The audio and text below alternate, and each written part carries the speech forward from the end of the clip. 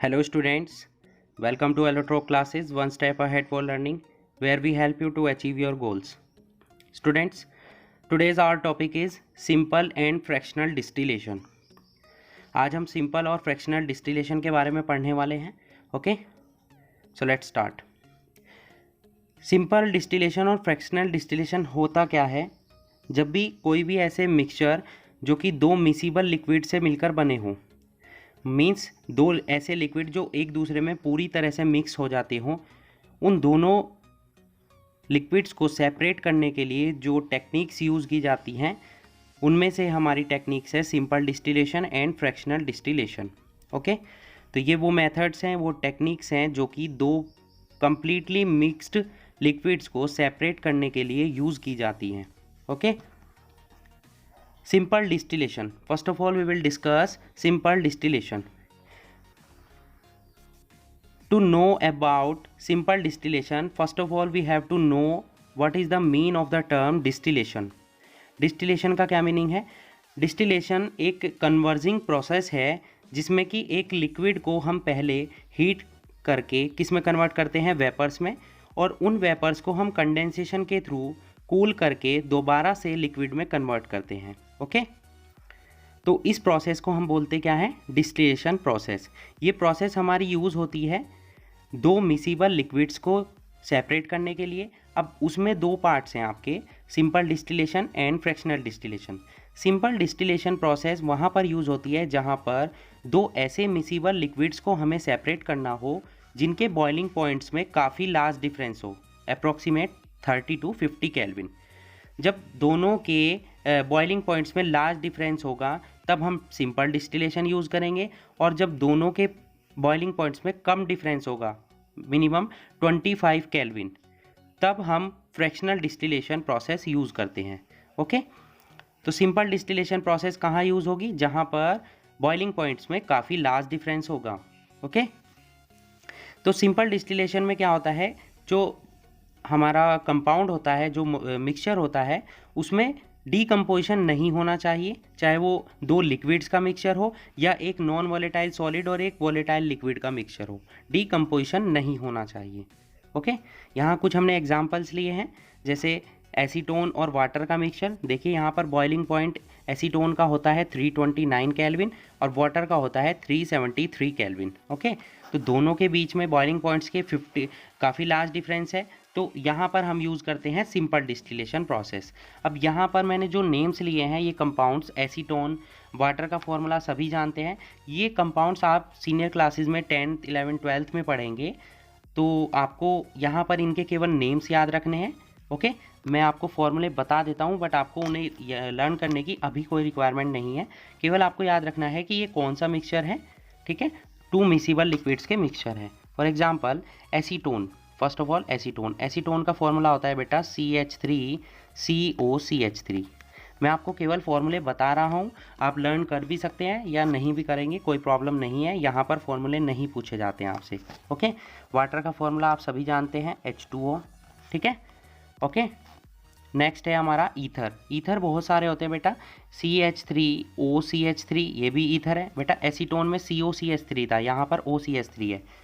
और C2H5O, C2H5, ये भी ईथर ही है. बहुत सारे ईथर्स होते हैं, अलग अलग फॉर्मूले होते हैं. नेक्स्ट है हमारा टॉल्विन. टॉल्विन का फॉर्मूला होता है C6H5CH3, इसको हम बोलते क्या है? टॉल्विन. और लास्ट है हमारा हेक्सेन. हेक्सेन का फॉर्मूला क्या होता है? C6H14. तो मैंने आपको फॉर्मूले बता दी हैं, आप लर्न कर सकते हैं. तो ये सभी ऐसे मिक्सचर्स हैं, टू मिसिबल लिक्विड्स के मिक्सचर हैं, जो कि हम सिंपल डिस्टिलेशन के थ्रू इनको सेपरेट करते हैं. तो आइए देखते हैं सिंपल डिस्टिलेशन की प्रोसेस को. सो यहाँ पर हमने एग्जांपल लिया है एसीटोन और वाटर का, जिसको हम सिंपल डिस्टिलेशन के थ्रू सेपरेट करेंगे.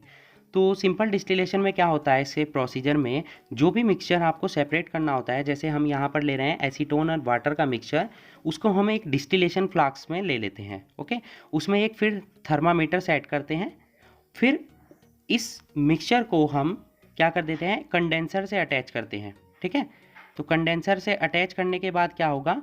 इस एपरेटस को हम सेपरेट आउट कर लेते हैं. ओके, वो अभी मैं आपको फिगर दिखाऊंगा. ठीक है, डायग्राम देखेंगे वहाँ पर आपको पता चल जाएगा। फिर इस मिक्सचर को हम हीटअप करेंगे और थर्मामीटर की पॉइंट्स को नोट करते रहेंगे hand to hand. Okay, next क्या होगा कि जो एसीटोन है यहाँ पर वो मोर वोलेटाइल लिक्विड है, उसकी वेपर जल्दी बन जाती है क्योंकि उसका बॉइलिंग पॉइंट कम है। तो उसकी वेपर जैसे ही बनेगी तो वो हीटअप होकर वेपर्स ऊपर जाएंगी, फिर उन वेपर्स को हम कंडेंसर के थ्रू ठंडा कर लेते हैं जिसमें कि वाटर प्रोवाइड रहता है, और ठंडा होने के बाद वो लिक्विड में कन्वर्ट हो जाता है। इस तरीके से हमारा एसीटोन और वाटर के मिक्सचर में से एसीटोन ईजिली सेपरेट हो जाता है, जबकि वाटर क्योंकि उसका बॉइलिंग पॉइंट ज़्यादा है वो फ्लास्क में ही रह जाता है। ओके, यहाँ पर आप देख सकते हैं डायग्राम है ये आपका डिस्टिलेशन प्रोसेस का, सिंपल डिस्टिलेशन प्रोसेस का। यहाँ आप देख सकते हैं एक फ्लास्क है जिसमें कि हमने मिक्सचर लिया है एसीटोन और वाटर का, उसमें एक थर्मामीटर अटैच किया है, साथ में हमने यहाँ पर एक कंडेंसर अटैच किया है। ठीक है, ये आपका क्या है, कंडेंसर है। तो यहाँ पर क्या होगा, जब ये मिक्सचर को हीटअप करेंगे हम इस बर्नर के थ्रू, ये क्लैंप स्टैंड है जिससे कि हम फ्लास्क को रोक सकते हैं, ये हमारा डिस्टिलेशन फ्लास्क है। जब मिक्सचर को हम हीटअप करते हैं तो उसकी वेपर्स बनती है, वो वेपर्स यहाँ आ जाती हैं ट्रांसफ़र होकर वाटर कंडेंसर में। तो वाटर के थ्रू ये क्या हो जाती है, ठंडी हो जाती है, तो वेपर्स लिक्विड में कन्वर्ट हो जाती है। यहाँ पर एक रिसीवर फ्लास्क होगा जिसमें कि हम एसीटोन को कलेक्ट कर लेंगे, जबकि वाटर यहीं पर रह जाता है। ओके, तो इस टाइप से हमारे दो मिक्सचर में से एक जो कंपोनेंट था एसीटोन वो यहाँ पर रिसीवर में कलेक्ट हो जाता है, जबकि वाटर यहीं रह जाता है। ओके, तो इस प्रोसेस को हम क्या बोलते हैं, सिंपल डिस्टिलेशन प्रोसेस। क्लियर। अब बात आई फ्रैक्शनल डिस्टिलेशन क्या होता है। फ्रैक्शनल डिस्टिलेशन डिस्टिलेशन की सेकंड टेक्निक है जो कि हम मिसिबल लिक्विड्स को ही सेपरेट करने के लिए यूज़ की जाती है, बट यहाँ पर मिसिबल लिक्विड्स के बॉइलिंग पॉइंट में काफ़ी लार्ज डिफरेंस होता है, काफ़ी कम डिफरेंस होता है। ठीक है, लार्ज डिफरेंस होगा हमारा सिंपल डिस्टिलेशन में और लेस डिफरेंस होगा हमारा फ्रैक्शनल डिस्टिलेशन में, approximate less than 25 kelvin. Okay, यहाँ पर कुछ एग्जांपल्स लिए हमने, क्लोरोफॉर्म, बेंजीन, ठीक है, इनका मिक्सचर हो सकता है, या अलग अलग गैसेस का मिक्सचर हो सकता है, या क्रूड ऑयल जो कि मिक्सचर होता है गैसोलीन का, केरोसिन ऑयल का, डीजल, लुब्रिकेटिंग ऑयल्स का। इन सभी को हम सेपरेट करने के लिए फ्रैक्शनल डिस्टिलेशन यूज़ करते हैं क्योंकि इनके बॉइलिंग पॉइंट में काफ़ी कम डिफरेंस होता है। जैसे कि आप देख सकते हैं क्लोरीन और बेंजीन दोनों के बॉइलिंग पॉइंट में लेस देन 25 केल्विन का डिफरेंस है। तो यहाँ पर हम प्रोसेस यूज़ करते हैं फ्रैक्शनल डिस्टिलेशन। ओके, तो आइए देखते हैं फ्रैक्शनल डिस्टिलेशन में क्या होता है। इन जो हमने लिक्विड्स अभी आपको बताए हैं इन्हें हम सिंपल डिस्टिलेशन के थ्रू सेपरेट नहीं कर सकते हैं क्योंकि बॉइलिंग पॉइंट में क्या होता है, काफ़ी कम डिफरेंस होता है। ठीक है, दोनों ही लिक्विड्स हमारे क्या होते हैं, वॉलेटाइल्स होते हैं। तो यहाँ पर हम यूज़ करते हैं कौन सी टेक्निक, फ्रैक्शनल डिस्टिलेशन टेक्निक। तो फ्रैक्शनल डिस्टिलेशन टेक्निक क्या होती है, ये एक फ्रैक्शनेटिंग कॉलम के थ्रू होती है। फ्रैक्शनेटिंग कॉलम क्या होता है, अब ये लॉन्ग ग्लास लाइक ट्यूब होती है जिसमें कि वेपर जो है ऊपर जा सकती है और नीचे आ सकता है लिक्विड। ठीक है, इस ग्लास ट्यूब को बनाया जाता है कि इसमें ग्लास बीड्स यानी कि कांच की गोलियां भरी जाती हैं, या पोर्सिलेन पीसीज, पोर्सिलेन पीसीज किसे बोलते हैं, जो चीनी मिट्टी के बर्तन होते हैं उनके टुकड़ों को इसमें भरा जाता है फ्रैक्शनेटिंग कॉलम में। इस फ्रैक्शनेटिंग कॉलम को हम फिर फिट कर देते हैं उसी फ्लास्क पर जिसमें कि हमने मिक्सचर लिया होता है। जैसे कि हमने यहाँ पर मिक्सचर लिया है बेंजीन का और क्लोरोफॉर्म का।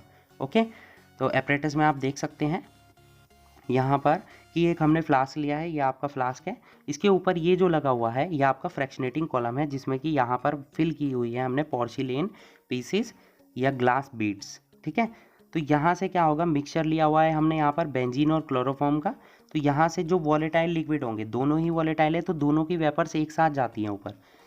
जो ज़्यादा वॉलेटाइल है जिसका बॉइलिंग पॉइंट कम है, जैसे कि यहाँ पर क्लोरोफॉर्म है, उसकी वेपर्स ज़्यादा ऊपर जा सकती हैं, जबकि जो बेंजीन है उसका बॉइलिंग पॉइंट ज़्यादा होने की वजह से उसकी वेपर्स ठंडी होकर नीचे वापस फ्लास्क में ही गिर जाती हैं।